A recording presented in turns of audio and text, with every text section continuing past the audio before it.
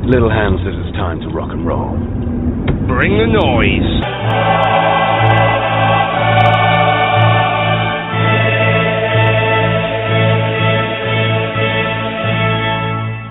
Five, 4, 3, 2, 1, go. Good evening and Merry Christmas, everyone. Welcome to the ETims final podcast of the year, because I'm on holiday next week, so I won't be able to record these guys. My name's Desmond, and I'm very glad to welcome you all, and especially we have a full panel tonight. And first of all, I'm going to actually welcome for the first time in a long time the man in the van. Good evening, Ralph Malv. Good evening. How you doing? Ralph, Good to be back. Yeah, welcome. Well, in case anyone's listening and you're wondering who Ralph Malv is, he's the mythical guy that we always talk about, may join us very soon. But tonight he's actually parked the van up and he has joined us for the special end of year award. So thank you, Ralph. He's our medical friend. Yeah. On my screen below, this welcoming Ralph is the man across the water, Monty C. Burns. Good evening, Monty. Evening, Desi. Evening, lads. Good to be back. What hemisphere are you in tonight, Monty? Northern, cold, well, dark. That makes a change. I'm sure it won't be for long. And this to his side on my screen, we have our resident tactician and the man who has went from being very calm to now bubbling under after quite an explosion week. Hector Bandito. Good evening, Hector. Evening, guys. I'm actually over in North Carolina just now. There you go. Hey, the ETims Globetrotting end of year awards. So that's really good to hear, Hector. I made that up. I'm actually See, that would have tied in perfectly with the awards, as you well know. I did let a cat out of the bag a little bit earlier, but we'll come to that later on. Right. So thanks everyone for listening. You may have heard the last podcast we did with Matthew Marr, the lovely Matthew from Hail Hail History, and that we thought that would be the end of the year's podcast, given our usual schedules. But then we had the fuck up against of all teams, Hector, Hearts, Stephen Naismith Hearts, of all teams to play, I'd say arguably your worst performance or non-performance of the season, Hearts, Hector. Honestly. What the hell? I'm sorry. I'm actually just trying to think of the answer. But probably they're the team out of the ones on the SPL, one of the 2 or 3 I picked to probably play at home after a really hard. Let's be blunt. It was a really hard midweek win. A very good midweek win considering the team and squad we put out against Feyenoord. So I think spirits were lifted, especially after getting pumped at Rugby Park weekend before, when the second half we were just absolutely dire. So you were at the game, I was at the game. It was I was expecting a fast start, and no legs be heavy. It's not an excuse. After Champions League games, it doesn't matter who's the manager, Martin O'Neill, Brendan Rodgers, Ange Postecoglou. After a Champions League game, traditionally it takes a wee bit of time to get the rhythm going, maybe 20 minutes. It just wasn't the case on Saturday. It just was slow. It was Hearts seemed to win in every challenge. Yeah. And Hearts, let's be clear, who's been lucky enough not to have seen the game, Hearts didn't dominate Celtic and could have sliced us open 1-6. Nothing. It just wasn't like that. It was a case they got a set piece out of nothing. They scored a header which was ridiculous, non-marking the back post, and then they get a free kick. I didn't think it was a free kick, but the free kick was given 25 yards out. Decent strike. The guy 2-0. You're waiting the charge, that, right, come on, let's get into this. And at half time came, we thought, right, we need to start the second half. And I think where it just completely finished was in the first minute of the second half. Kyogo, by his own standards, had a sitter, an absolute sitter, just a touch, and it's a goal. First minute, second minute, second half. And see when he missed that, and I think Obbs completely missed the ball, I think that seemed to just, any little bit smidgen of hope we had for a comeback was gone. I think if he'd scored that, who knows? I think the whole place would have lifted. But what's the big issue is part in addition to the form being so poor, is there's zero atmosphere. There's zero, because obviously we know about the Green Brigade's been banned, and because they've been banned, the other Ultras group, the boys who are diagonally across, they're not attending in support. of the Green Brigade. You've got other fans who are not members of any ultra groups who are also not attending in protest at them being banned. The culmination is you've got several thousand pretty vocal supporters not in attendance. I see the team needs lifted. It's traditionally the fans that get involved and sing a song, and this is when it all comes together. So right now it's a culmination of events. Poor form with the team. Looks like the confidence has gone a bit the last couple of weeks. Certainly looked the case on Saturday. And there's a total disconnect with the fans and the board. For a number of factors, bring all that together. I've had a bit of a shitstorm.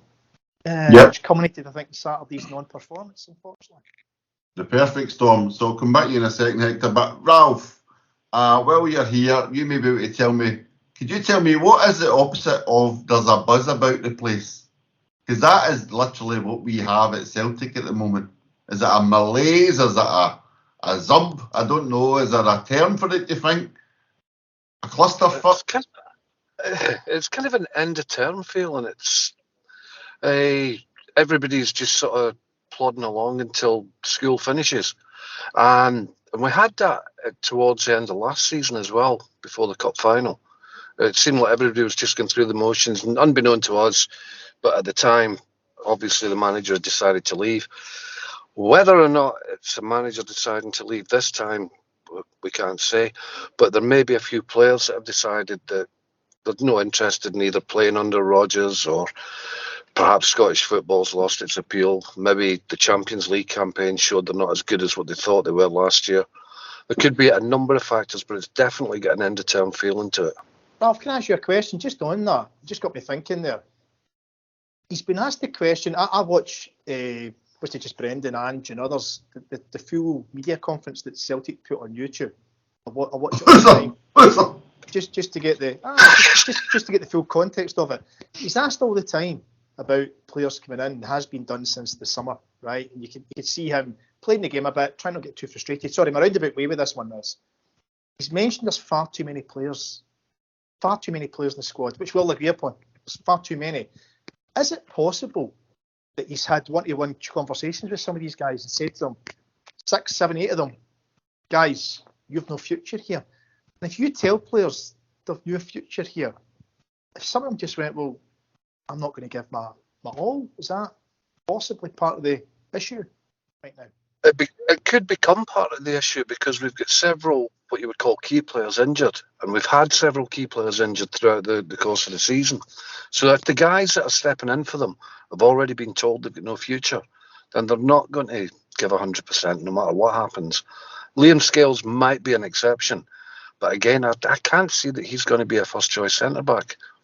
It may be the 2 or 3 that are waiting in the wings will step in when they're fully fit, or it may be that he goes out and buys a couple. Monty, to you, right? So you and Hector are, I would say, the team's defenders of Brendan. I know Ralph has kind of came on his side. I'm very much on the fence, to put it politely.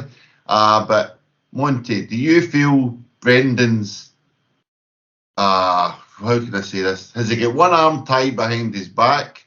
Has he tied himself up in knots with his confusing selection policy? Hector's talking about some players have been. The reason I'm asking that, when Hector asked about players have maybe been told you'll not get a future, but Rodgers' selection policy then this seems to be scattergun, just picking any 13 from 15 and saying get a go, and it doesn't seem to have any logical sense of a kind of plan anywhere. Can you see a plan anywhere, or is it the plan get to January and sort it? I think you just nailed it in the last sentence. I think there's a combination of a few things that are, you're just seeing the outworkings of them now. We said when the previous manager took the job, it's not his squad until he's had 3 windows, and the same applies to Rodgers, whether we accept that or not. It's not his team, it's not his players. Navraki and Palma were arguably the 2 that he said, yeah, I'll have that and I'll have that. For the reasons of, I think, Navraki, he came up against him at Leicester, and Palma, I think, was one that he was aware of. So he's inherited someone else's squad, and he's got 2 of his own players. He's 6 months in, 5 points clear at the top of the league, albeit they win their 2 games or a point behind. He's worked with someone else's tools for 6 months. He was given assurances that, yeah, what do you need? I need 4 new first team starters, and didn't get them. He's been saying that since the close of the first window. He's got far more vocal about it in the last 3 or 4 weeks, and that's coincided also with the dip in form. I have a funny feeling that I don't know if any of you caught it, but at the end of the Feyenoord game, Hart was hugging Lager Bielke and congratulating him. And if you actually read him, Hart actually says that he's giving him kind of, well done, but he actually says to him, no matter what happens. So, and you can actually see it, and if you go back and watch the footage of it, I definitely didn't fucking make that up in my mad mind. So I think Hector's right. These conversations have been had with people. Tell your agent to find you somewhere else. That immediately is a downing of tools. But there's also a couple of other things that I think are more serious. Remember at the start of the season, I think I put it up on our WhatsApp, about 8 weeks in and we were kind of stuttering a wee bit, and McGregor talked about them stripping it all back to basics. Information overload, I think was the phrase used. I have a sense that Rodgers is struggling to get his methods, or has been struggling to get his methods tuned into players that are inferior than the players that he had the first time he was here. And if you compare the 2 starting 11s, the one that he took on the first time and built in the first season, the Invincibles, they're a better starting 11. You just got to be honest about it. So I think if they don't give him money in January, he'll walk, Desi. I really do. I think the man's got too much on the line now. But we're just not. It's weird. It's weird how you can go from a really positive place to a really, really fucking sad, shitty place in the space of 2 or 3 weeks. And it's not the domestic form. It's the disjoint, all that harmony that we had. It's incredible that Lawl's managed to dismantle all that harmony in less than a year. I put it on him. He's meddling. He should never have been brought back as chairman. He just needs to get the fuck out of the way and let Nicholson do his job. I think the chairman has got far too much power, but that's a separate thing altogether. So yeah, I think it's a combination of all the three. Sorry for the No. It's perfect. Well done. Well put. And again, Hector, I think that highlights one of the main problems. Nobody really knows.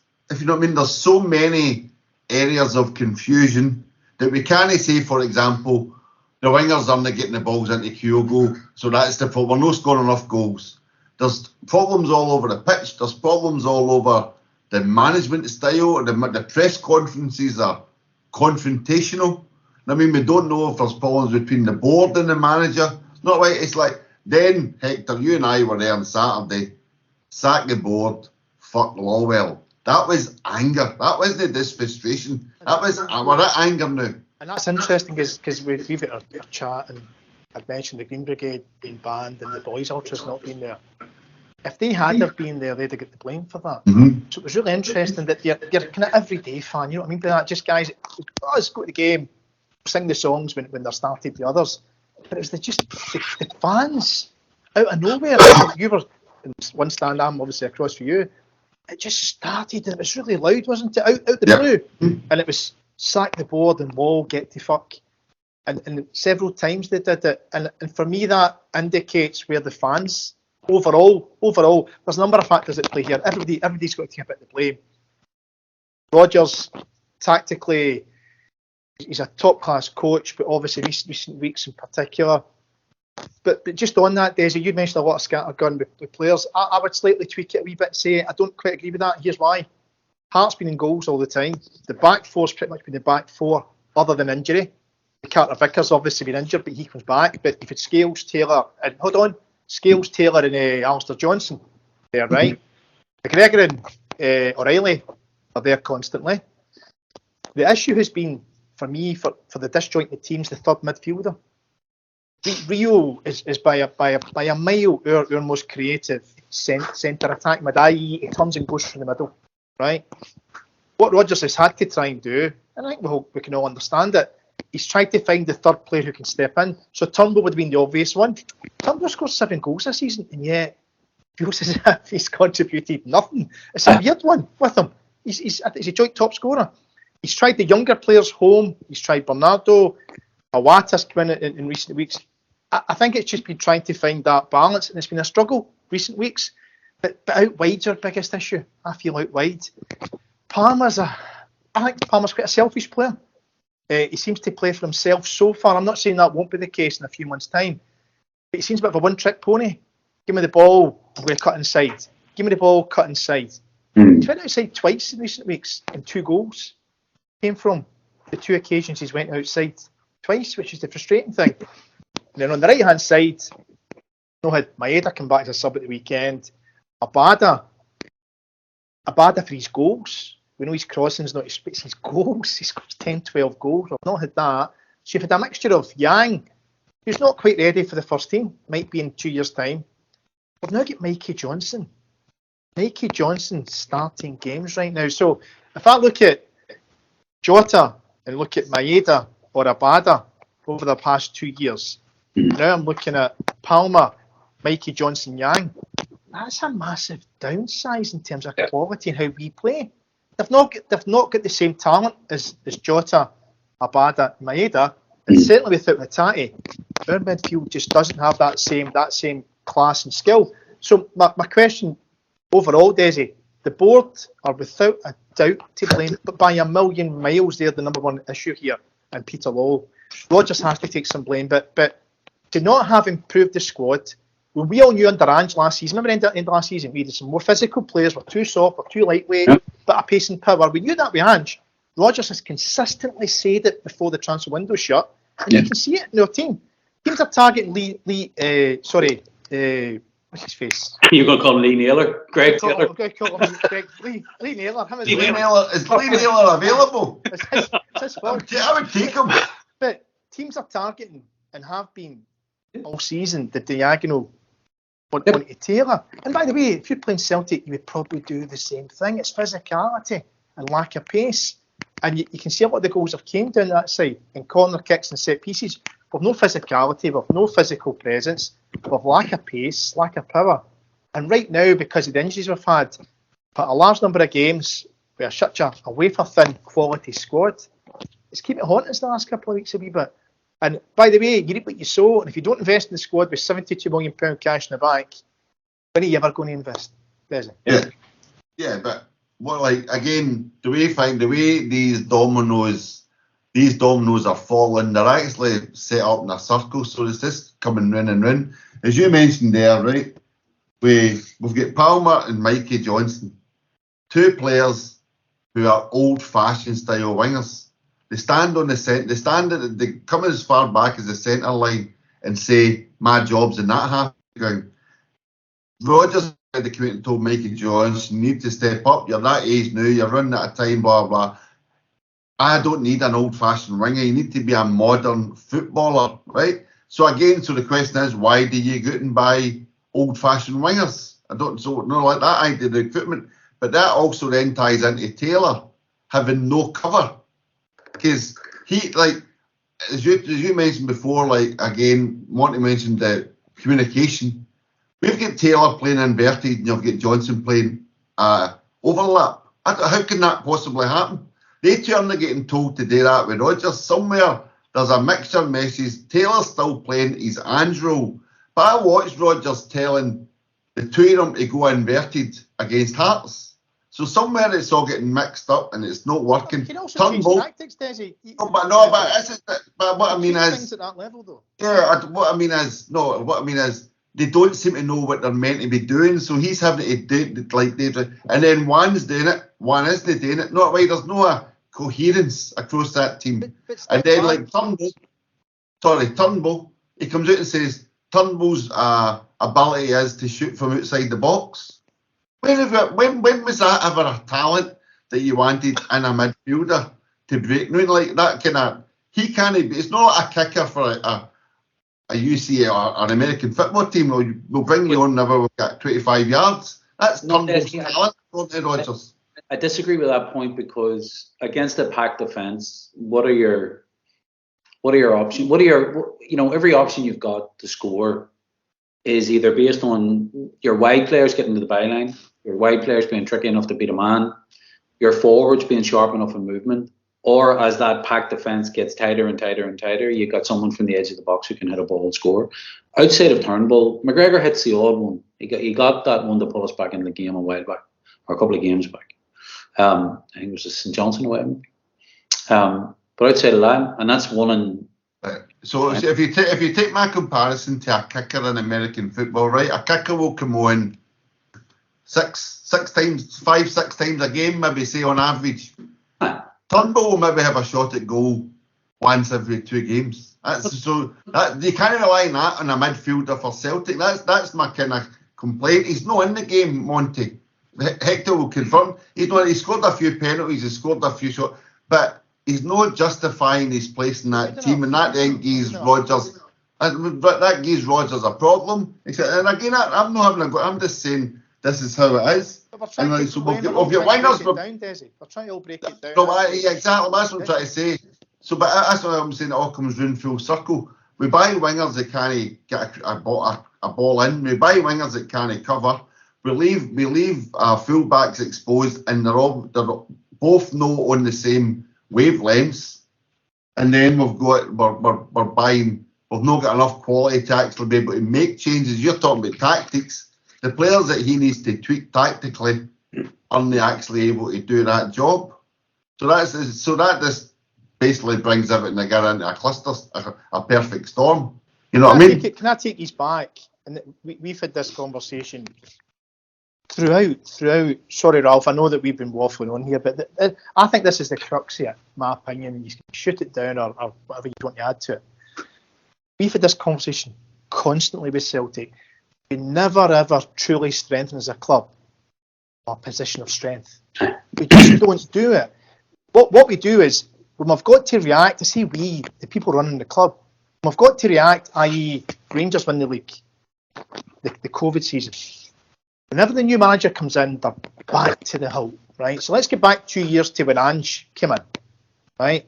And what did he sign in terms of players and who he brought in? Mentioned several times, experience. Players who've got experience, players who are quality, players who've got physicality, pace, right? You list here. Ange brought in Kyogo, who was 26. Kyogo wasn't 21.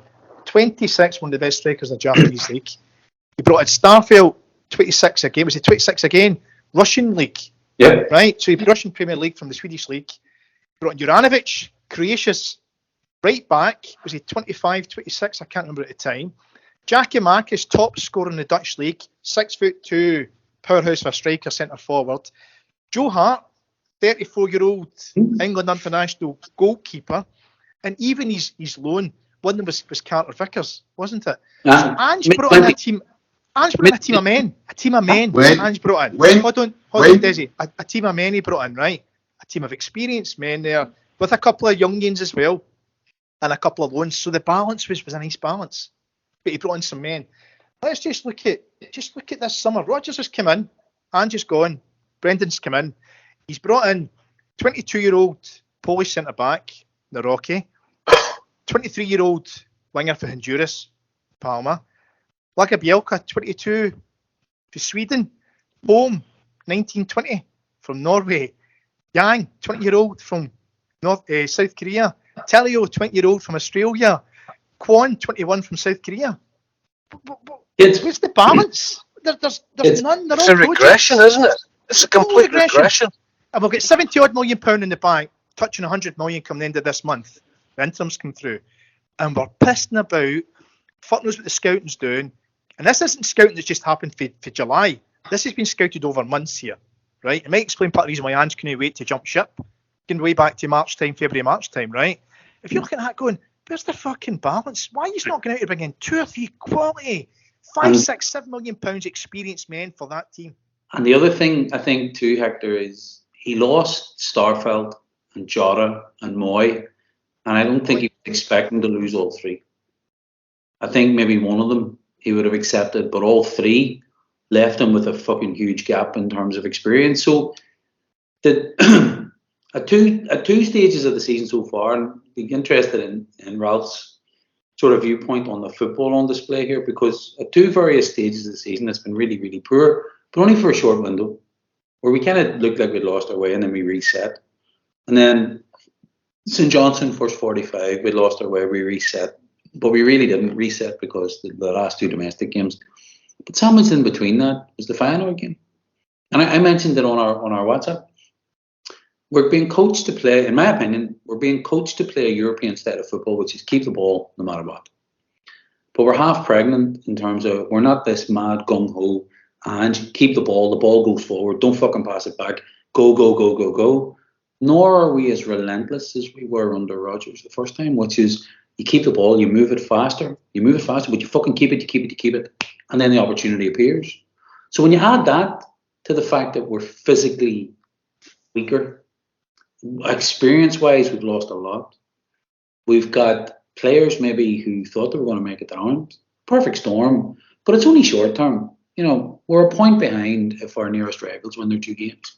But my question to bring Ralph on it was the style of football that we're playing under Rodgers, because I know Ralph and I would have different views on the management capabilities.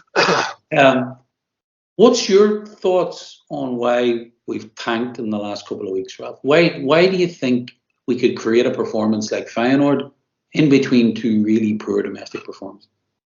Well, it's not just the Feyenoord performance. The performances in Europe, results apart, have actually been a level higher than what they were last season.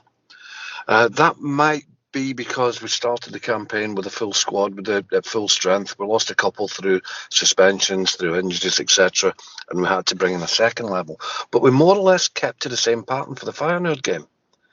So the players have obviously bought into that pattern, but they don't seem to be able to.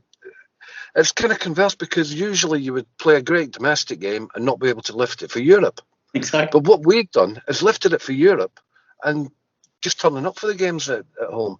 And that's backfired because the style that we play, the Rodgers' style, as it was in his last season, the first time round, is kind of readable to teams that play 4 times a season. And that the other thing is, under Postecoglou, it was pretty basic what we did. It was forward, we never stop, we play this way, that's it. We don't change, we don't even alter during the game if we can avoid it. Whereas, as you just alluded to there, Rodgers is telling players to change tactics during the game. The players, I don't think, have quite got a grasp of what he wants them to do. That could just be that simple. Or maybe he doesn't know himself. I love the fact that I'm clearly watching a different. Excuse me. I am clearly watching a different team than many of you are, because I've not seen Celtic being impressive apart from the Atletico first half. The Atletico game was probably the best we've played. Feyenoord was up and down the park. It was great to get that win, great, but let's not pretend we were unbelievable on the night. We just performed it. We've been rotten the whole season. It's not just about performance. The attitude in Europe. But again, this whole we're playing European style football. We're playing dreadful football. It's like Hart gives the ball to the centre half. The centre half gives the ball to the other centre half. The other centre half takes it back. They play it to a wing back who then doesn't go up the wing. He just gives the ball back. And as I say, it's the horseshoe of insomnia. Just as well, he's frozen there, right? I think his Wi-Fi's heard enough. So just on while Desi's paused and talking, right? I've put up the results because I'm as guilty as MD having short-term memory. The last 2 or 3 games always come to mind. We beat Livingston 3-0 at Livingston with 10 men. Yep. Thought we could have scored 5 or 6. Lazio beat us 2-1. I thought we were pretty good and probably deserved to beat Lazio at Celtic Park. Yeah. We beat Kilmarnock 3-1 at Celtic Park. Should have been 6 or 7. We beat Hearts 4-1 at Tynecastle. Could have been another 5 or 6. A couple of poor results. Nowhere. There we go. In between. So there has been Aberdeen 6-0. There's been some good results. Don't say everything's been rubbish. That's just okay. It's nonsense. So I mean, so you are basically, I still believe, in denial. You are still clutching. Yeah, honestly. Let me have my rant on this, because I don't know how Ralph ended up being in this happy clappers. Everything's going to be all right. No, listen to me. But like, I look at it and it's a total shambles. Celtic's a total shambles at the moment. There's no signs of. There's no signs of this needs a tweak, or this is short term, or this is this is just a few wee things. It's all over the place. So my question is going to be, how did Rodgers get himself into this position? How did Brendan Rodgers, an elite manager, this one and Monty can take for a start, how did Brendan Rodgers, an elite manager, allow himself to get into this position whereby he had 8 duds? He clearly said, I'm not having a go at Rodgers, I'm saying, how did this possible manage to happen? How did he end up with 39 players and 20 of them aren't good enough? How does that possibly happen at a club like Celtic, Monty? I think if you look at it, everything's about your field of vision and what sort of fucking quantum of months are you looking at this in. So zoom out. If he's really here for 3 years, it's a 3-year project. I mean, that's it. So that first 90 days is the old classic. You take a new job, you got to make an impression. First 90 days, we're top, sailing away. The rivals manager gets fucking sacked. We're doing all right. We've had a couple of creditable performances in Europe, and it's not so bad because there were some issues getting the message across, but we're reset. So he's 6 months into a 36-month gig. If you look at it in cold terms, you look at it in elite performance terms, his metrics, yeah, you can argue the metrics are set season on season. They are. They're targets every season. But his goal at the end of 3 years will be to leave Celtic in a better place than he took it over. He took it over winning a treble and being really poor in Europe. Let's be honest. And his team was fucking great, though. It's awful in Europe. So his ultimate measurement will be a better competitive squad in a European arena. He's not going to be measured by trophies or trebles or cups. But at the fucking basic, he has to win the league. So how has he got into this position, Desi? I think he's walked into it on the basis that, well, if I can keep what Ange had, I think I'll be all right to January. And then Starfelt happened, and Jota happened, and Moy happened, and it was like, fuck, I need you to go and get me Ndidi from Leicester, who's on 80 grand a week or whatever. And he brought that and said, that guy fits my system. He's available. I want him. And he's been stopped. He's been blocked. The answer's been no. And I think that's going on, which was his first part of the frustration. I needed 4 players, but we'll go with what we have. He said that repeatedly. We go with what we have. And he's being honest, and he's not throwing players under the bus, certainly not in public. I'd say in private, as Hector alluded to, he sat down with 6, 7, 8 of them and went, you're not going to make it here. Tell your agent to get you a new club. I want you to go on for January. So you're a manager, Hector. You're a manager. You're an elite manager, and you walk in the door or somewhere and you say, right, there's a squad, and they say, yeah, but we're going to go and we're going to spend £20 million on 8 development players. Do we really think Brendan Rodgers thought that was okay? I can't subscribe to the idea that Brendan Rodgers has got a 3-year plan to improve a squad of 39 players. You know what I mean? I just don't like. He is going to be judged on trophies.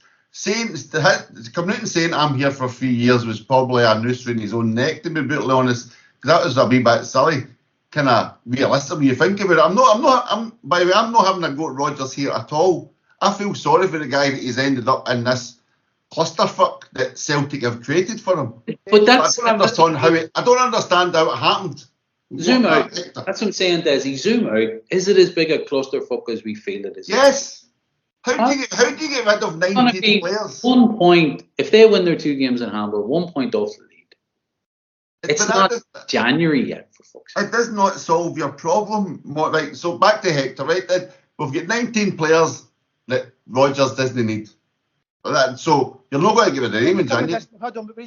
We've got 19 players in the current squad. He didn't sign 19 players. No, I'm not saying that. I'm saying he's got 19 players that he does not need. Where are you getting 19 from? There's 39 in the Celtic squad in January at the moment. That includes kids, right? There's only 3 kids at the moment. Or not. It's got to be more. I'll call it up. No, it's not. It's not. He said, well, let's. So 19 is just daft, right? It's daft, and also that's inherited what he's inherited. Oh, that's what I'm saying. He's looking at a big list of players. Let's be realistic here, right? They're going to try and move off probably about 7 or 8 if they can. 7 or 8 in January, and bring in probably 3/4 first team players. Let go of maybe 7 or 8 or 9. if we can. Loan, free transfer, whatever it may be, right? Just to bring it down, and probably similar again with his target come the summer. First team players and let these guys, because some of the guys might not want to move. They've been good money. You can't force them out, unless you pay them off. And the Celtic board aren't around for doing it anyway. That's by that different conversation. So getting back to your point about Rodgers, I think that's we're all kind of scratching our head a bit. Because step back to when it happened and Ange left, and it was Dermot Desmond phoning Brendan. That's from public record. They've all admitted that that's what happened. So Dermot Desmond, the guy who doesn't do any day-to-day running of the club, apparently, in his whatever his role is at Celtic, majority shareholder, it's not a role, is it? He phones up and says, I'd like you to come back. Are you interested? Rodgers wants assurances as he's made public. He'll say so much. Obviously, there's things he won't say. So we're all saying he must have been given assurances by Dermot Desmond. Coming back, Angie's built quite a good squad here. Want to add to your own. Absolutely. This is a bit we can't all get. How it's got to the end of August, the transfer window. Monty's mentioned already, there's 3 absolute first team players. All in the centre of mid to be perfect right now. It's what we're missing beside McGregor and Riley right now. We're missing a centre half partnership. We've replaced them with guys who so far projects, and one who's a donkey or known for Liverpool. And then the third player was Jota, one of our most creative players who we got a fortune offered to us. And do you know what? When that happens, sometimes you just have to accept it's going to happen. That's life. I think what Rodgers has let down was that we didn't get any first team ready and proven experienced players in. And that's what I think's letting us all down. Not just Rodgers, all of us. We're all gutted, the window closed. Step back. Everyone else was fucking raging at the time.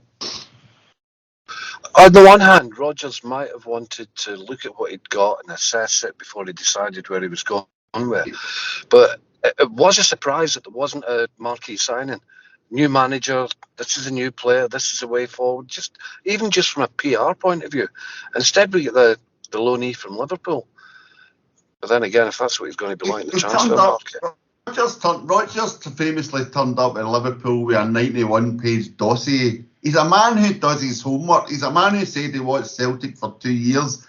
We're all pretty confident that Brendan Rodgers knew exactly what he needed. So, as you say, Hector, they all went to Mallorca and they all met up with his good friend Willie Hawkey, and they've all got villas in the same complex. They all had a good conversation. Callum McGregor brought him up to speed, etc. They knew exactly what was needed. How it never happened, we don't know, and as you say, that's what causes the angst and the confusion, and that leads to anger, as Yoda would say. But what can be done in board politics? Exactly. But here, run with me briefly on this. I'm going to do it in reverse order because I just popped up the squad, the official squad list. So all the kids are out on loan, including 2 boys who'll come back and be sold in Haksabanovic and Itaguchi. So out of the 8 listed forwards, Palma, Kyogo are fit. Abad is injured. Yang's a project. O is arguably still a project. Tilio's a project. Maieda's been injured, just came back. Mikey Johnson will move on. So take that. In real terms, we've been operating with 3 forward players up to this point. In real terms, out of 8. I think be fucking honest. Because Johnson's not going to make it, and it's clear. Yang, as Hector pointed out, maybe 2 years' time he'll be ready. Maybe next year he'll be ready. Abada is going to come back, but he's going to be right. So hold that. I was going to say, sorry, Hector, just to reinforce that, Monty, that's 3 forwards. And we play 3 forward positions. It's not your classic 4 strikers for 2 strikers. Exactly. Sorry, carry on. Exactly. So at various stages, we've only had 4 out of 8 available. Look at the midfield. Forrest is named as a midfielder in here, and look at how much we've leaned on him. Midfield, in real terms, other than Kwan and McCarthy, who will both go, Turnbull will go, Bernardo's on loan, O'Reilly will probably be our next 25 million seal. So again, you're not looking at something in an apples for apples and way. You're looking at, there's guaranteed Turnbull, McCarthy, Kwan's a project, may never make it, but there's 2 out of 10 will go. Forrest is 32. Hatade's been injured. Bernardo, Tomoki, probably, yeah. But my point is, there's another 3 out of 10 that you can say they're gone. At the back, Lagerbielke, Kobayashi, Phillips, and Burnaby. There's 4 out of 10 who are gone. They're just not going to make it at Celtic. So to get to that point of saying, I just round off fucking 13 or 14 players who aren't going to make it, and I'm not Rodgers. So, and that's before you get the goalkeeping position. Segrist was a waste of a contract. Fuck, he's gone too. And Hart, by the way, has probably got only 1 more season in him. So it's not that we didn't fucking stumble into this. But if you add Jota, and if classic Granny had balls and all that, add Jota, Starfelt, Moy back into that equation, and they're fit, would we really be having this conversation right now? Probably not. Well, firstly, Phillips wouldn't be here. So, but you see my point here, Desi. There's a huge, and this isn't just that a new manager's turned up and these boys were playing, but he doesn't fancy them anymore. This is, I inherited a really, really good squad. At the end of last season with Andrew, we were talking about how good a place we're in and the value of our assets. We've secured the value of all our assets, but we didn't get rid of the fucking fat. We didn't trim the fat off the steak. And that's Rodgers' gig. He now has to do this. But you wouldn't get rid of 13 or 14 players in one window. Fuck no. 4, 6 in January. 4, 6. And maybe 1 that we didn't want to get rid of will happen in the summer. Maybe 2 that we didn't want to get rid of will happen in the summer. Or somebody comes in with stupid money for Kyogo. Imagine somebody offers us 30 million for Kyogo in January. What do you do? Oh, you're lucky to get 13 million in current prices for Kyogo. He's on a 5-year contract. He's 28, 29. On a 5-year contract, does he? But he did just sign a 5-year deal, didn't he? Yeah, he's on a 5-year contract and he's a proven goal scorer, Champions League, international level in his prime. And he doesn't really fit Rodgers' system right now. 30 million, do you take it? No chance. No chance. I tell you, in 29, you're lucky to get 15 million for Kyogo, I reckon, to be brutally honest, at this point in time. If it was last year's Kyogo and that, I know he scored a few in the Champions League this season, but I reckon, again, but that brings you to the whole looking into January. Other teams will be looking and thinking, I mean, I was talking about this the other night, we're now at a scenario where selling clubs know we are desperate to get people in, and buying clubs know we are desperate to get people out. It's basically we're in the worst case scenario. And also, buying clubs also know they could maybe start to try and tempt your Matt O'Reillys and your Kyogos at this point in time, where the grass is a little bit greener, and you may not be guaranteed Champions League football with Celtic next year, that sort of thing. So is there any worries about actual people leaving, let alone people coming in, Hector, in January, as we head towards wrapping this up? I've always got worries with the Celtic board on the strings, Desi, and it's just a fact of life with them.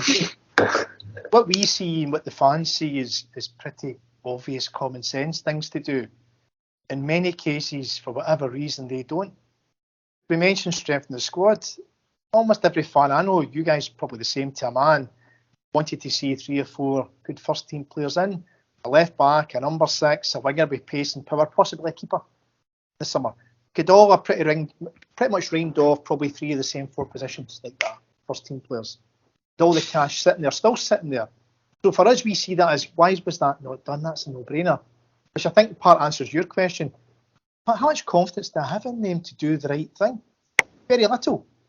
The one thing, though, I've really slightly challenged myself on is that when they're under pressure, when the knives are out, when the fans go at them, that's when their bottle goes, and then they react. They're a very reactive board that we have. They're not proactive, they're reactive. And actually, this window's probably come at the right time.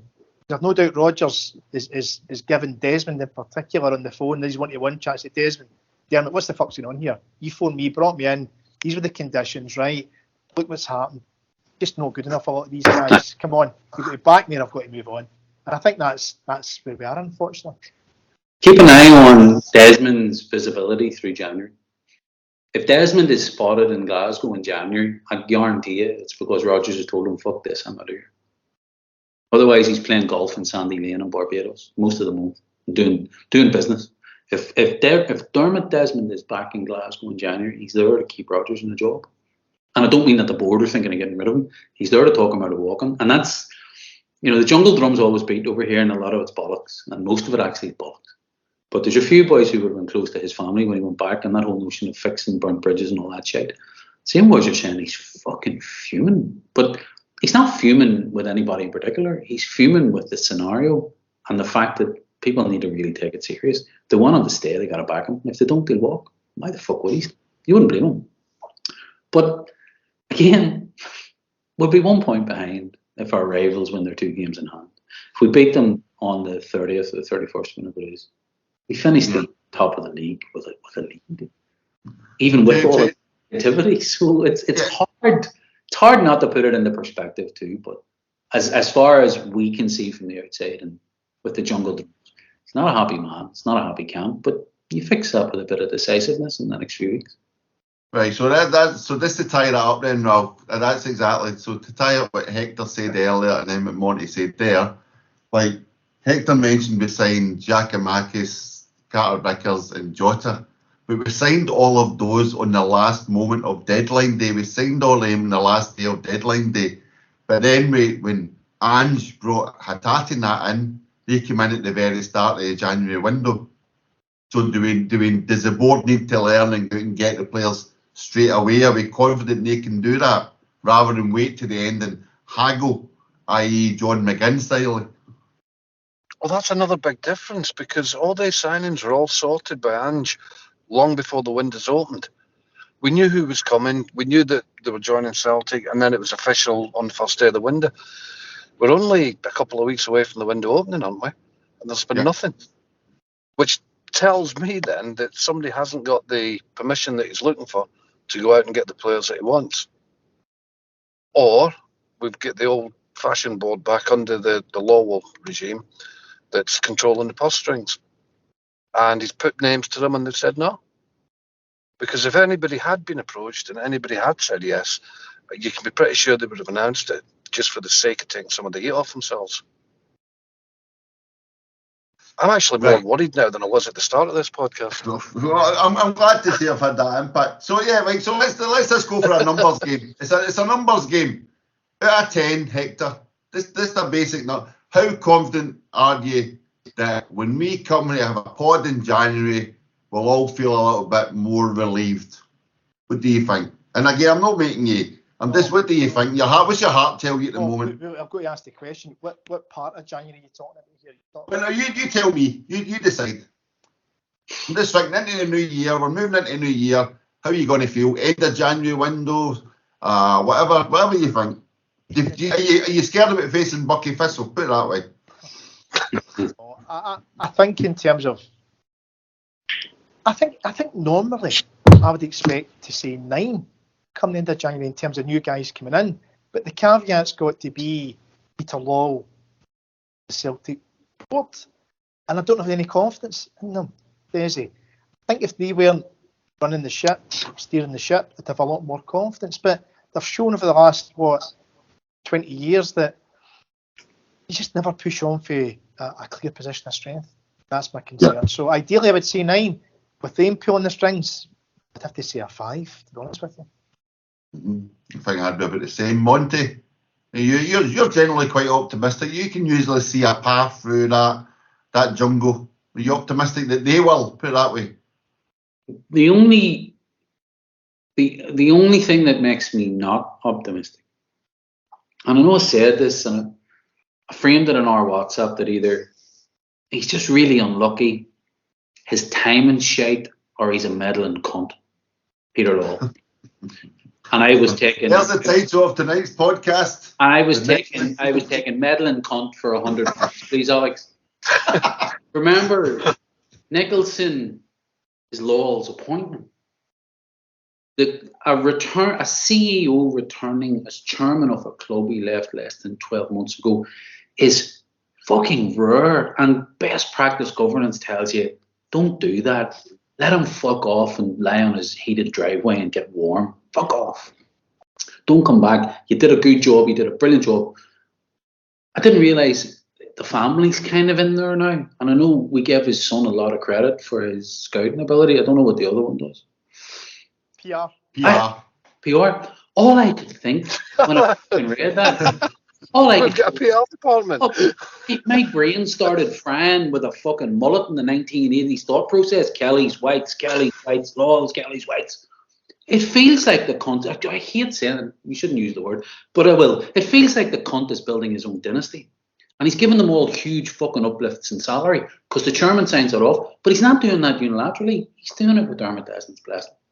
And whose son? Who's Dermot Desmond's son again? What's he doing? Ross, who, by the way, here's another little thing that we should always bear in mind. You see, if a billionaire says they're not doing something, they're definitely not doing something, that means they're doing the opposite. So when Ross Desmond came out and said, we're never for selling, we're fucking here for the long run, we're custodians, you're on your balls. And you ask the question, why is there going to be 100 million in the bank? It's to fatten up the pig. I guarantee you that either through Lowell's contacts over in the Middle East, Desmond's contacts in business, right now, Dermot Desmond's 74, 75. His son knows more about, or as much about football as my fucking cat does. They're in it for money. Don't be hoodwinked by this. And yes, they've done. We're not money. Trust us. This is. I'm telling you, the only thing that feels just out of sync. I'm sorry again. I'm long-winded. They brought Rodgers in. Rodgers is a great poster child for Celtic Football Club because he's an elite manager. You know, the options were another project manager. I don't mean project manager, Hector. I mean project manager. So how optimistic am I? Funnily enough, Desi, with all of that context, I'd say 7. We couldn't have fucked it up that badly with so many charlatans and politicians at the helm. And I include Brenton in that too, by the way. We couldn't have fucked it up this badly. We'll fix it in January. I really do. Because either way, if we don't fix it for him, he'll fucking win. And then it's fixed anyway. Sorry, long-winded. No, that's fine. No, that actually brings me. We'll round that off by starting the next section, Ralph, with you, right? And that is the ETims end of year awards. Before I come to the main awards, we've got a side awards, Ralph, which takes in that very subject, and I'm going to allow you to vote. I'm going to allow you to be the judge this year for the ETims Jobs for the Boys, aka Nepotism of the Year award, right? Should it go to Mark and Peter Lawwell, Dermot and his son Ross Desmond, or Andrew failed another fitness test Dallas as the new VAR chief and Scottish referee in circles? Over to you, Ralph, to decide. What you would have to do when determining who should win the award is to see who can do possibly the most damage to Celtic as a football club. You're going to say the most star jumps there, I think, now. Andrew Dallas. And although Dallas is in a position to do it on a kind of weekly basis, Lawwell and his dynasty are there for a lot longer. They've been there for a lot longer. And their conservatism is starting to wear a wee bit thin on the support, and I think we really need to. I don't know if giving them an award for it is the right way, but I think we need to recognise what they're doing at the club before they do any more damage. So I'd pick the Lawwells. Okay, Lawwell. Not all awards will be welcome. Let's be honest. So to be fair. So not all awards will be. So the Lawwells are the official winners of Mark and Peter Lawwell have won the Jobs for the Boys, aka Nepotism of the Year. So that brings us back to the main awards. Hector, I'm going to come to you to start with, and I've got loads of nominations from people out in ETims Twitter land from today, but I'll just give you the category and see what you can come up with between you guys. So the first award of the year is Shock of the Year award, Hector. In the calendar year, what's your nomination? Okay, if you get a nomination, don't feel under any pressure. I think it's an obvious one. Brendan Rodgers coming back to Celtic. That was an absolute shock. I think. Yeah, okay. Okay, we've got Kevin Sweeney back in your air. We've also got Gary Ham 67. So he comes up with that. So else Hector's get Brendan Rodgers. Anything for you, Monty, under Shock of the Year? No, the Brendan return, Brendan coming back, absolutely. Okay. Excited, but wow, shock. That's fine. I've got also from Joe Blog City, I've got losing to Kelly in the League Cup. He didn't like that. Johnny X Scotland, Hector, a good friend of ours on the ETims Net Twitter. The shock of the year is I've managed to keep this Twitter account. And if anyone knows Johnny Scotland on Twitter, you'll understand why he did that. He's had a few, hasn't he? He has. What have I got here, Ralph? I'd also made a note of Rangers no penalty. Is that a shock, Ralph? Would you think, or are we giving it to the return of I think Brendan it would Rodgers? it'd be the other way around. That would be if they got a penalty against them.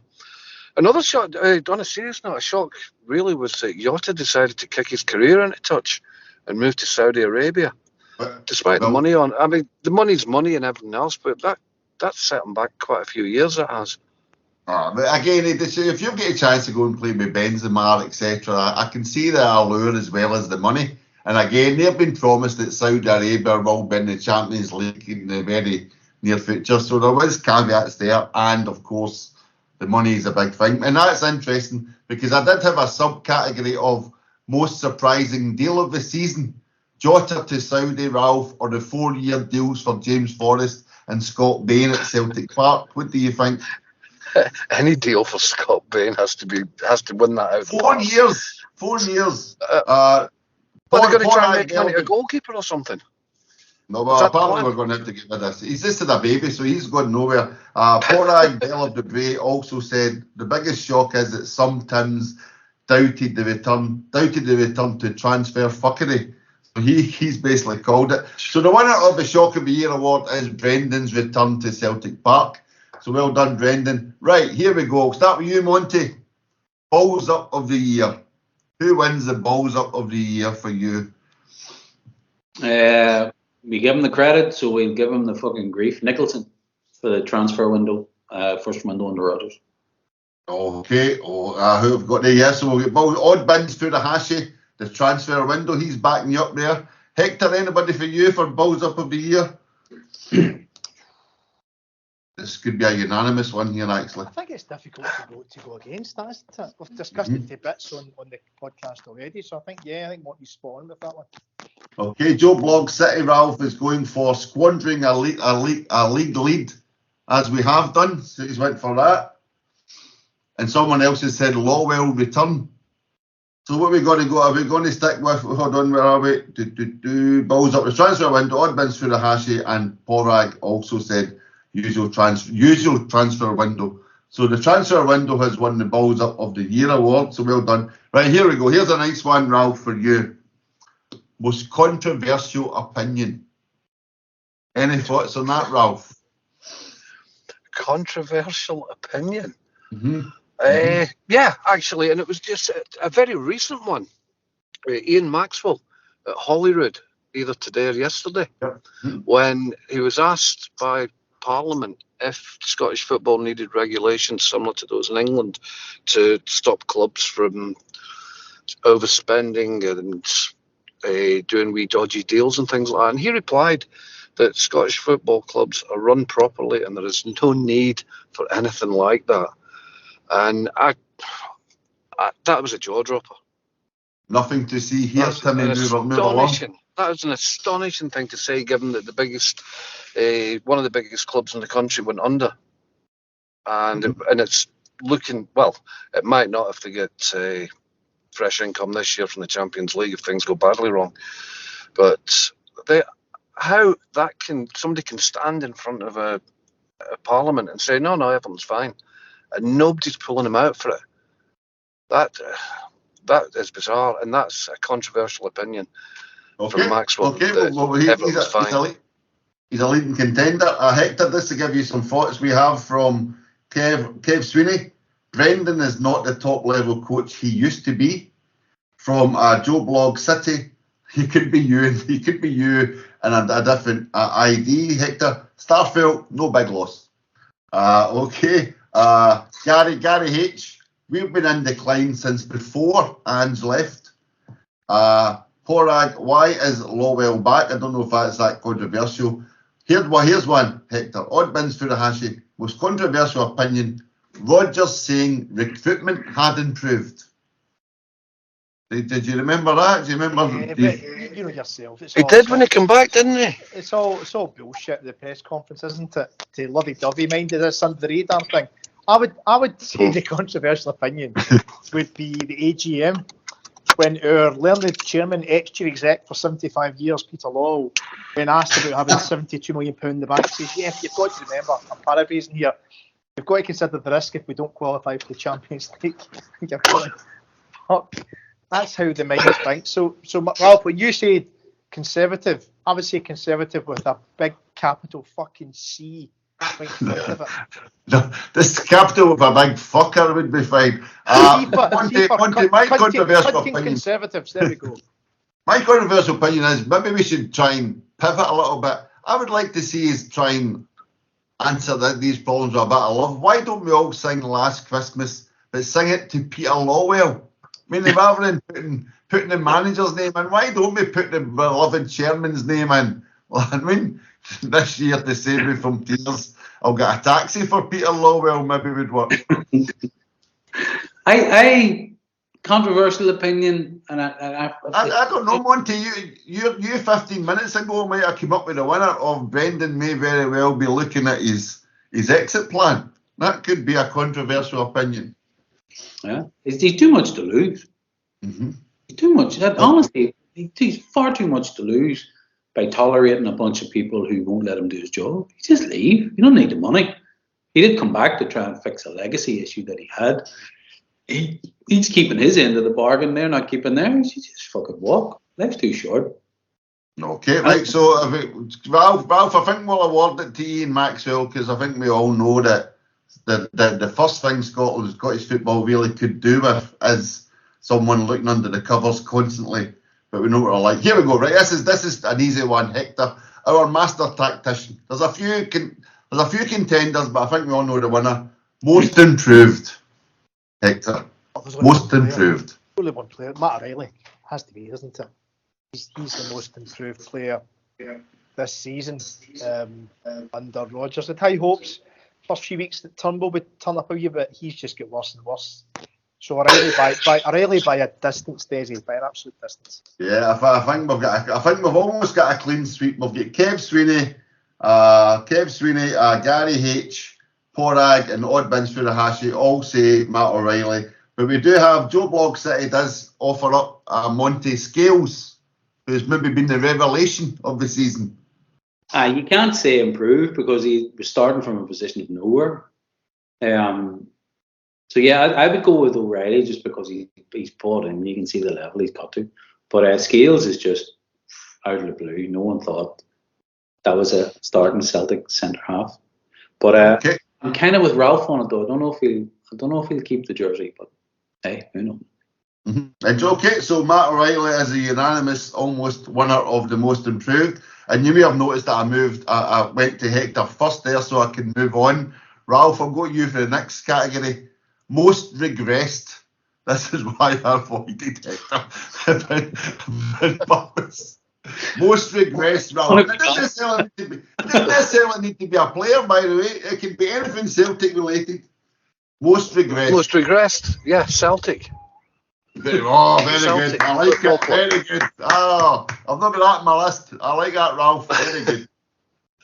We've gone, and it's been ever since the 70s when we were a big force in Europe. Just that failure to build on success, to reinvest, to become the club that the support think we are. And I'm not saying that in any way that we're wrong. We know what we are. But we've a board, and we've had a board for half a century that is just happy to keep ticking along and be the biggest in Scotland. And we get something worth selling, and we've done that since I can remember. We sell it because we think that we can just replace it the same way we can replace any commodity. And football isn't like that. So yeah, Celtic Football Club is regressing again. Very, very good. Bella Brabay backs you up by saying the Celtic board. Hector, have you any? I don't know if you've got anybody in the tip of your tongue, perhaps. Most regressed. Do you want some time to think about it? No, I think you know, Ralph. What Ralph said there is hard to beat. And actually, just prep for tonight, I had a wee look back about previous windows and mentioned how Ange was backed so well. His first window with experience and pace and power and physicality. Last summer, Bernabe, Haksabanovic, Abelgard, remember him? Siegrist, remember him? Jens, remember him? That was last summer. Sorry, Aaron Moy with one player. Last January, Kobayashi, Awata, Johnson, we lost our physicality. So this regression Ange, apart from his first transfer window, it's been steadily getting poorer. So I think Ralph's spot on the Celtic club people around the That's what they did with Martin O'Neill as well. If you remember, the O'Neill difference was they started were strongly, skint then, Ralph. and then we were every time it was less quality. Yeah. And in the end, O'Neill, obviously for personal reasons, but O'Neill had lost faith in the board as well. What was it he said? Get used to life in the slow lane. Yeah. Yeah, but It's what we do. The opposite of then is we were skint then, and I'm not having a go at Martin O'Neill. Whereas now we actually clearly have money, they're just no spending it. Right, so that was a shock. That is a major shock at the ETims end of year awards. We're clear favourite, odds-on favourite. Greg Taylor has failed to take the most regressed award. Somewhere in the Taylor household, they're jumping for joy as Greg Taylor. Kev Sweeney nominated him. Who else nominated? There was a few nominations for. I've lost them now. I don't. Where are we? Most improved. Oh, here we go. Here's one for you, Monty. Odd bins Furuhashi. Most regressed. Nicholson reverting to T-boy status. So there's odd bins backing you up. Regressed Celtic board. Kyogo. We also had a few nominations for Kyogo. Gary H said Kyogo. Someone also nominated Hart, Joe Bog City. I had Greg Taylor, Kyogo, and also had Mark Lawwell, because he seemed to do fine, but now when we started to look under the covers and actually look at the hard facts, we suddenly realised maybe this had a immediate peak with Ange, and then it's all went tits up. Right, so Hector, we'll come back to you. Most missed. Jota. Okay. For the team and how we play and how we're not playing. Is that pace, people hit the byline, the enthusiasm, the skill, the goals, the creation, Jota by a difference. And the sheer persona. Remember the joy you had of looking at him in double denim in the brazen head? I mean, we things like that.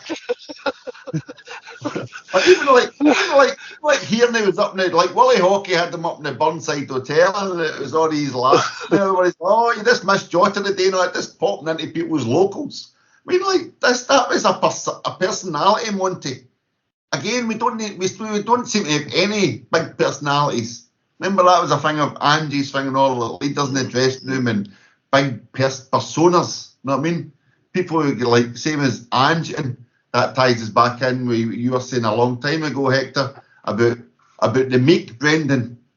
Are we going to actually start to see the up front Brendan very soon? Is it time we come out fighting very soon rather than just whistling on the sidelines? That would be interesting. Monty, any idea most missed for you? Functionally for the team, I would say Moy. Because I think we could have lived without Jota had Moy been there, because Moy would have been 6, which would have freed McGregor up, which would have offset the Hattati impact. But James McCarthy for me. He actually played 34 minutes against EK Strollers or whatever it was last Saturday, and then get taken off. You know Here, he's like a new signing, does he? He's only got 2.5 years left, and he can still make it. You know what I mean? Right. Man. So Ralph, I do have a few nominations here. I'll just quickly go through the guy. So Jota is the clear winner. So well done, Hector. I'm surprised nobody's mentioned Postecoglou. Well, I was just coming to that. Well, Odd Bins did say most missed Ange. We did have a few nominations for Ange. Most were for Jota. Some did say, where are we? And Callum McGregor. Starfield. I know I had listed Starfield. I had Abada. But also, Hector had the Green Brigade for most missed. Oh, dear, no. Yep, absolutely. Massive. And then I've got Hattati. But the clear winner for most missed is Jota. Right, so here we go. So Ralph, this one for you. I know you love your celebrities. Top celebrity Celt. And the shock this year is Rod Stewart is out of the running after giving the Celtic fans the finger in the Celtic way, as Hector does the same to me on a regular basis and tonight. Rod Stewart is no longer in the running for this year's award, so it's an open floor.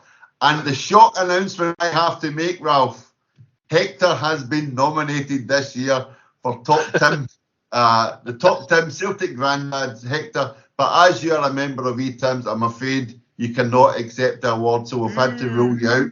but you have been nominated, so well done. That's a first. I still think he should make a speech. Thank you very much. Yeah, if you want, I'll give you the floor, Hector, for 15 minutes after we finish the broadcast, right? And then you feel free to say that. So top celebrity Celt, Ralph. Any nominations? I would nominate George Patterson, author of Westerwick and good friend of ETims. Twitter. He's a Celtic fan, but he's now a well-known author in the Scottish circles and hopefully beyond. But we've got a clear nominated celebrity. But just see if anyone else has got any suggestions. Ralph, I always like Alan Brazil because he never fails to make me laugh. He talks that much shite that you look forward to hearing what he's come up with the next time. It's nice of is it TalkSport Radio? It's nice for him to give him a platform because it makes him still feel valued and still feel as though he's got a contribution to make. And in fact, I think he's brilliant. He's probably the funniest guy on radio. Listen, it's your nomination, mate. So we've got one for Alan Brazil. Hector, any suggestions for Celebrity Celt? I'm struggling to think. Daisy, this one. Celebrity Celt. I've got one listed that I enjoyed this year that I think Monty might pick up on, but we'll wait and see. I'll have to pass on that, Daisy. Nothing. That's fine. No problem. Monty, any suggestions for Celebrity Celt of 2023? It's a bit like the one I'm going to suggest, looking at you these days. Yeah, Celebrity Celt for 2023. No, I think I'm still processing the fact that Rod Stewart has finally been found out to be a Tory cunt. And I don't even listen to him in the same way anymore. I used to really enjoy guilty pleasure a bit of Rod Stewart, and the miserable cunt even wanted his wine back from Ange after he left. So I think I'm getting booed. For me, that's the highlight, but it's kind of a negative highlight. Outside of that, no, Desi, I can't think of anybody who's popped above the park.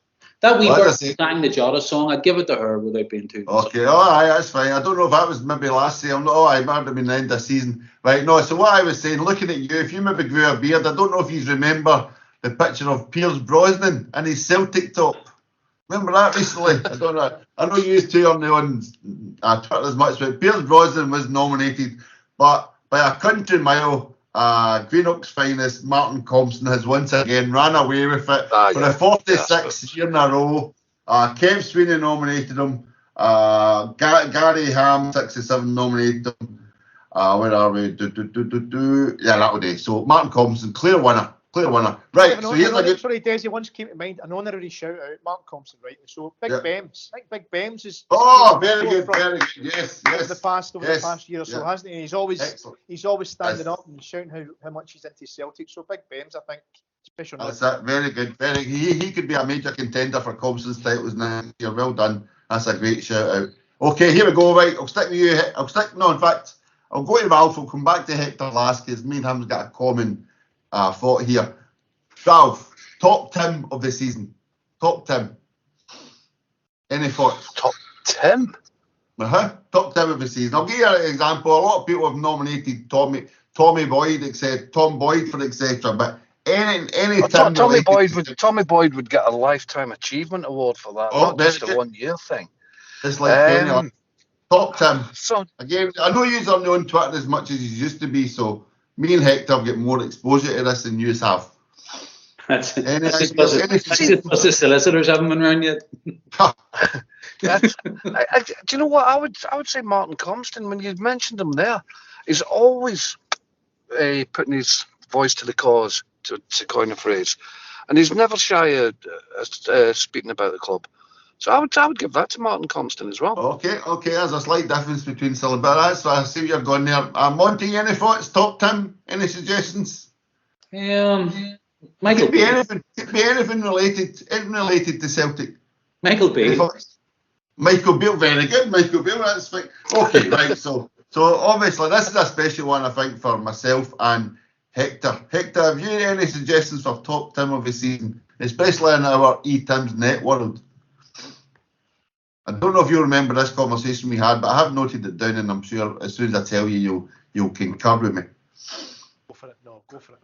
Okay, so the two nominations I have for a joint award is, first of all, is Davey, I'm not sure his second name, Davey, aka Celtic Bars, who has released his book this year. Yep. And the man who's done wonders for Celtic fans all around the world.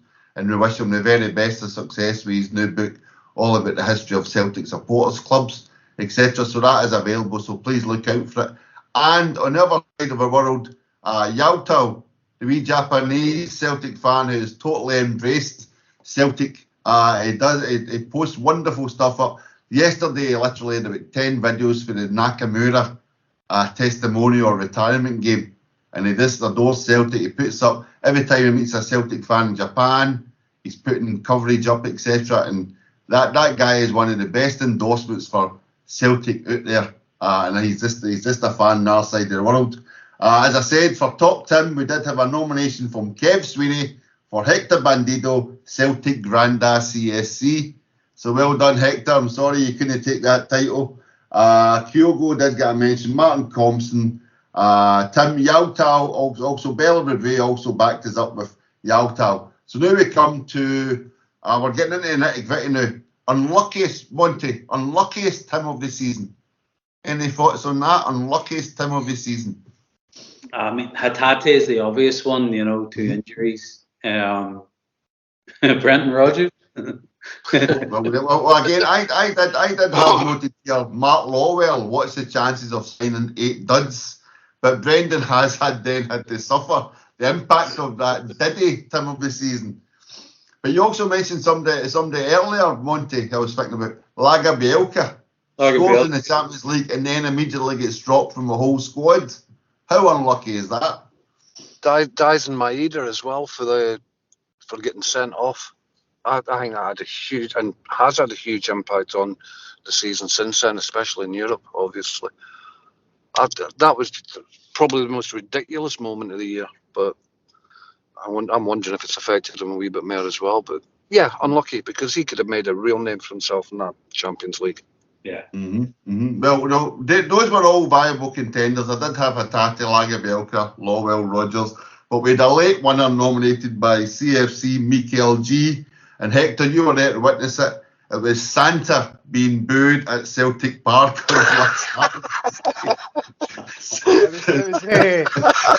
was one of the few moments on Saturday, Daisy, I burst out laughing.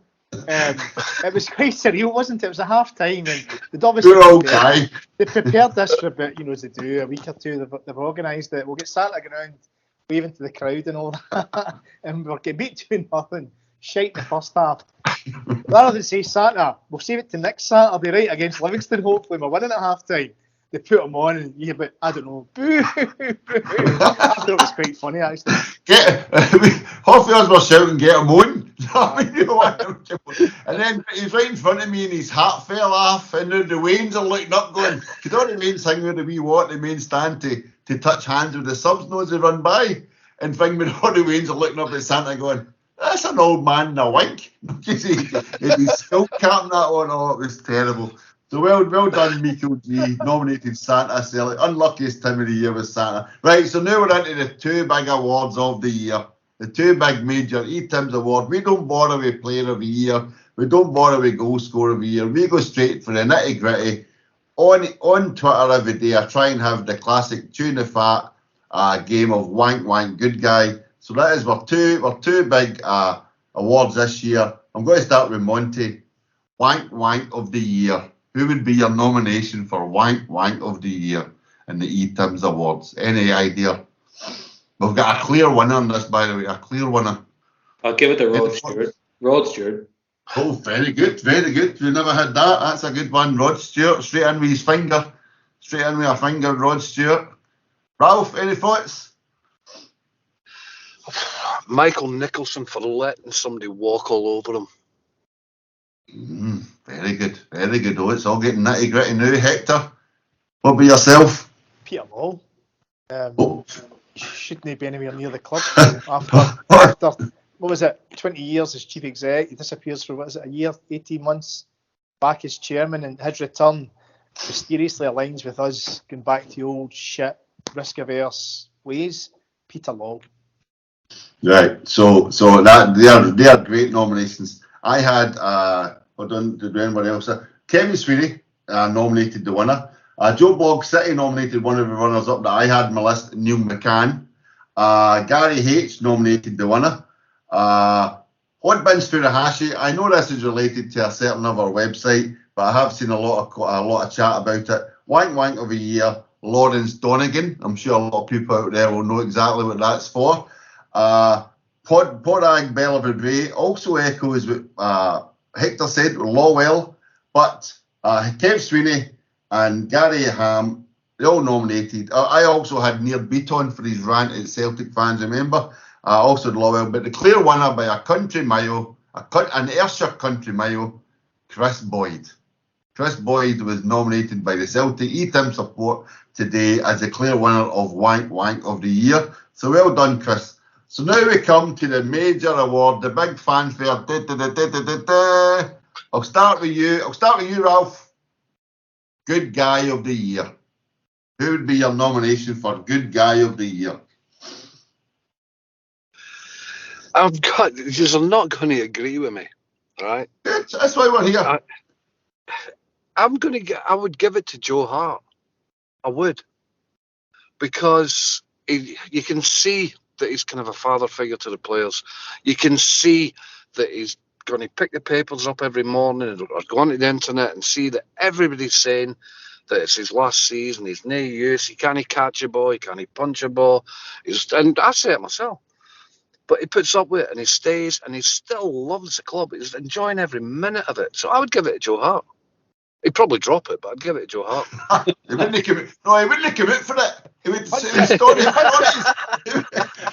you would have to throw it towards him, and Greg Taylor would stand in front of him, and he would never get any. He would punch it clear. What about you, Monty? Any thoughts? Good Guy of the Year. Hard not to look past Hart. I think Hart. Really? Yeah. I've got a whole list, and Hart's nowhere near it, to be honest. No, I think he just gets it, and he's also at the tail end of his career, and he's enjoying the moment. You can see him even with the Champions League games and at the end of the Feyenoord match. You can see it. I just like the fact that he really bought into the club while he's been here, and he has proved to be a really good leader. Outside of that, nah. I mean, we're just in a real sort of. Remember, the. Do you want to nominate the guy who shouted at Rod Stewart?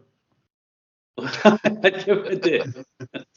But I'm just thinking, we're just in this kind of deflation at the minute, and come the 1st of January, everything will be all right.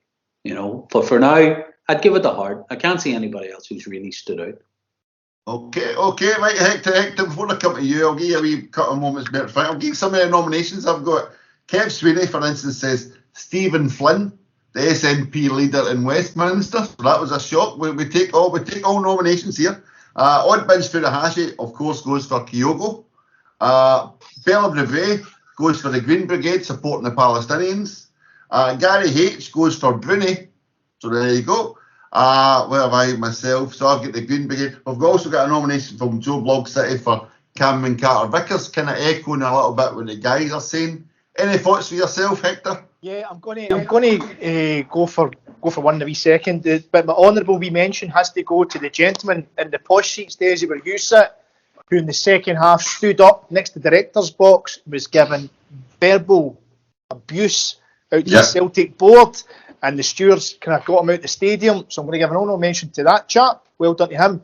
I think one of the people there nailed it. I think the good guys of the year for me is the Green Brigade. I think when you think about everything they do, not everything they do will ever be right. That's ultras for you. We've had this conversation many times.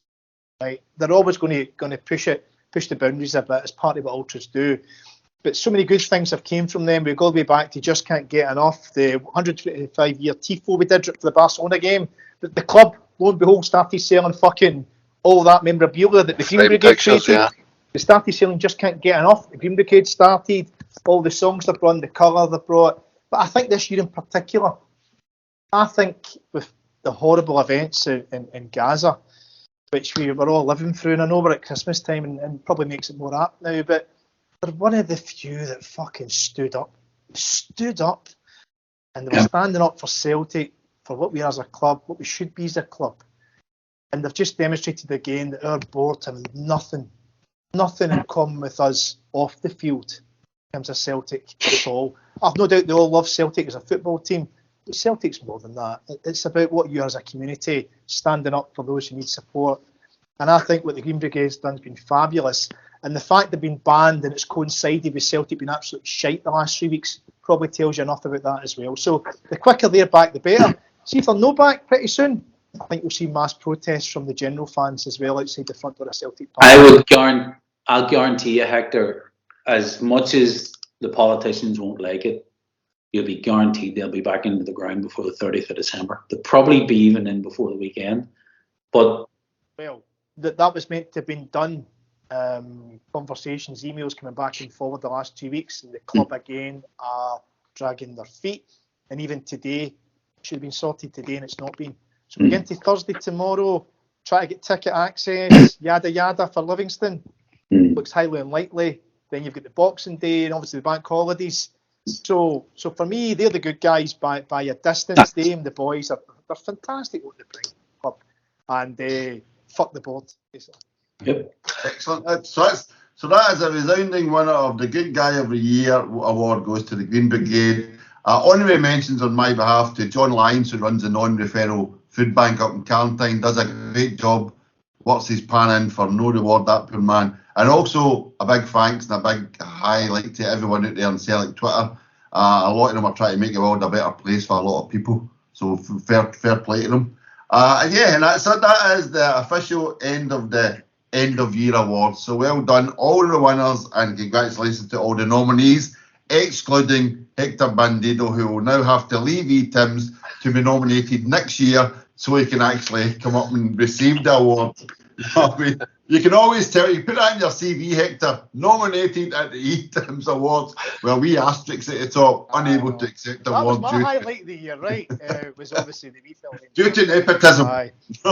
And obviously my ambition is once I win the Euro Millions, Desi, when I buy the club, I'll make sure that my family get all the roles, chief scout, PR, merchandise, ticket office. That's a given. That's the case. That's a given. Well, that'll be some podcast afterwards. and of course, Monty, honorary mentions to Shane McGowan, Sinead O'Connor, etc. And the most missed. I had a big list that I just remembered there. So everyone that's passed away. So that's all from us, folks. I don't think we're going to have another pod until 2024. As I say, I'm on holiday, and the rest of the guys will be taking a rest. Hopefully, we'll be back with some new signings to discuss, with some enthusiasm amongst us all. Some of us are more optimistic than others, but hopefully we'll have a great result on the 30th. I will be in sunny Gran Canaria watching the condensation roll down the side of my glass. I've got a feeling, Monty, will you be somewhere nice and warm watching the condensation rolling down the side of your glass? I'll be heading down to the Iberian Peninsula shortly. Lovely. So looking forward to a little bit of heat in the bones, and then back up to Blighty again. Not too long after. So yeah, looking forward. What about you? You heading away anywhere nice and sunny? Gran Canaria for me. What about you, Hector? Yes, the cold, bitter sunshine of Scotland for me, Desi. Hamo Davy. Aye, I can't beat it. Lovely. And what about you, Ralph? Are you staying in Stoke this year? No, I'm going up for New Year. I'm going up to the exotic west coast of Scotland. That quaint little fishing village on the Clyde. Yeah, if you bump into Martin Compson on your tours round the coast, then you can feel free to remind them that you nominated them for top Tim of the season. So that's not a bad conversation starter. Yes. Can I let you go? Can I let you go without prediction for the game on the 30th? Desi, you first. What's the prediction? I'll go for one each. One each. 2-1 us. Ralph? Based on that Brendan Rodgers doesn't seem to win the games against them when it matters, I don't think we're going to beat them. And I've never said that in 50 odd years of watching Celtic. Did you not win every game that matters against them? No. Has he ever lost against them? Yeah. They know against First time round. But it didn't matter. Oh, there was a couple of times it was when he had Mikey Johnston as a centre forward. Centre forward, yeah. The Cal Lewis McGregor Morgan left back, centre remember? forward. There was a game with Yeah. Cal McGregor centre left back. I remember a New Year's game or Christmas Yeah. game, wasn't there? What you going for, Sonny? He- What you going for? What's the forecast? So having said that, however, I'll still I'm a wee Go for bit it. more worried. He's a score. 7-0. Always go for 7-0. You just reminded me, Hector. What about you? Go 2-2. I'm going to go 2-1 Celtic, possibly 3-1. I think we'll beat them. Okay, I like. I did forget. I did ask you before, but sure enough, I did forget if we had a Christmas wish. Just off the top of your head, Hector, Christmas wish. If you could have anyone in the January window, realistically, who would it be? It could be a new chairman, or it could be a new striker, a new centre half. That's the rhetorical question. This one, isn't it, Stacey? I'm going to say on loan Jota, please. Oh, very good. Monty, any ideas? Christmas wish, dear Santa. Just give the man the money that he needs, or else hurry up and let us get on with our thing, as the former CEO said. But just back the manager. That's all. Very good. And Ralph, as a former marketing guru, we've talked about this before. Surely Jota is the easy, quick win for the board. Do you think that will be their Christmas wish? It would be. It would be. That would be what the board would. But my Christmas wish would be for a new board. As simple as that. Just for them all to resign en masse, or for family, for whatever reasons they can think of, for them all just to go, and somebody else to come in with maybe a wee bit of a vision. Hasn't happened for 50 odd years, but we can always hope. Okay, my Christmas wish is we get and buy that young boy Mackenzie from Aberdeen, because I keep going on about him. And also, I'm really praying that someone buys Monty Rod Stewart's greatest hits for his Christmas. and he gets it in his stocking for Christmas. That would be ideal. Right, so that's us. We'll wrap up there. All I can say, thanks to everyone for nominating in the awards tonight. Thanks to everyone for listening over the year, for writing to us, letting us know you enjoyed the podcast, sharing your comments, etc. on various places where we post. It's always appreciated. Thank you very much, folks. Hope everyone has a great Christmas and New Year. As I say, we'll be back in January, I'm sure. It's just left for me to ask the guys to say good night and Merry Christmas. Thank you, Hector. Thanks, Desi. Thanks, guys. Hope you all have a great Christmas and a wonderful New Year. Thank you. And yourself, Monty? Yeah, Nullighana Dave, agus Aflin, free Weiss Dave, as we say over here. Have a great one, guys, and looking forward to 4 signings in January, please. 4 signings or 1 exit. It's either one or the other. 4 signings or 1 exit. And Ralph, for you to sign off, please. Yeah, all the best to everybody who's listening or reading or gets involved in anything to do with the site. I hope you enjoy the festivities and you have a great New Year and you get everything that you want. Excellent. Thanks very much, Ralph, Hector, and Monty. So thanks again, everyone. Everyone have a great New Year, and we'll catch up again in 2024. Hail, hail, good night.